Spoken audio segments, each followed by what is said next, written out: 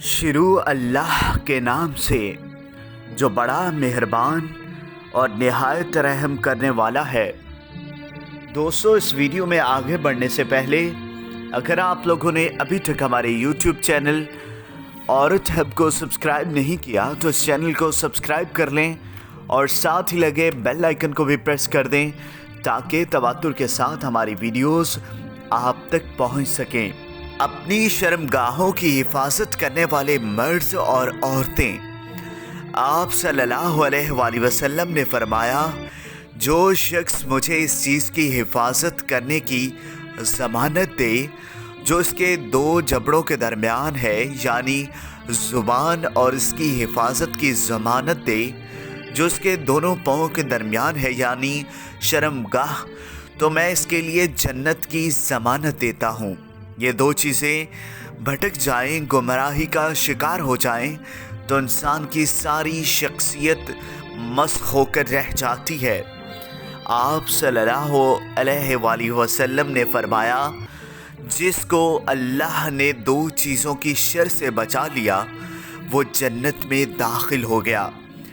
اس چیز کے شر سے جو اس کے دو جبڑوں کے درمیان ہے، اور اس چیز کے شر سے جو اس کے دونوں پاؤں کے درمیان ہے، یعنی اگر کوئی شخص ان دونوں چیزوں کی حفاظت کرتا ہے تو اللہ تعالیٰ اس کے دین و ایمان، عزت و آبرو، ہر چیز کی حفاظت کرتا ہے اور اس کو جنت میں داخل کر دیتا ہے۔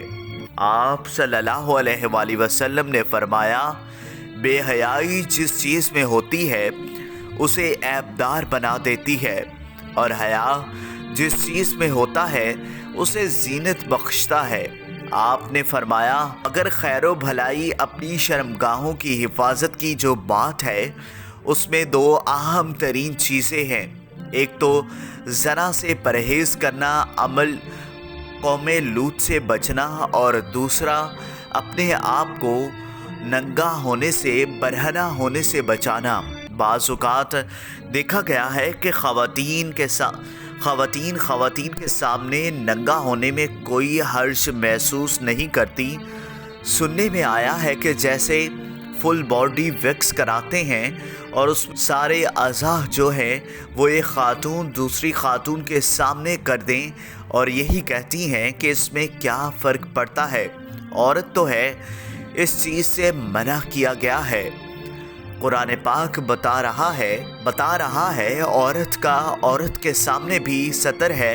یہ صرف یہ نہیں کہ مرد کے سامنے ہی اپنے جسم کے اعضاء کو چھپانا ہے، عورت کو عورت کے سامنے بھی حیا کی ضرورت ہے۔ اسی طرح مثلاً سوئمنگ میں جسم کو اتنا کھول دینا کہ ایک عورت دوسری عورت کو دیکھے، جوان بچے ایک دوسرے کو دیکھیں، اس کی اجازت نہیں ہے۔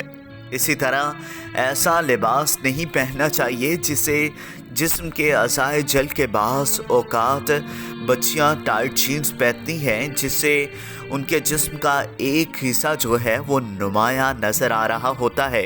یہ صرف عورتوں کے لیے، مردوں کے لیے بھی ہے، لڑکوں کے لیے بھی ہے کہ ایسا ڈریس پہننے سے منع کیا گیا ہے کہ جس سے ان کے جسم کے قابل شرم حصے، پوشیدہ حصے سامنے آئیں، اور عورت کو خاص طور پر اپنے سینے کی حفاظت کے لیے بھی کہا گیا ہے۔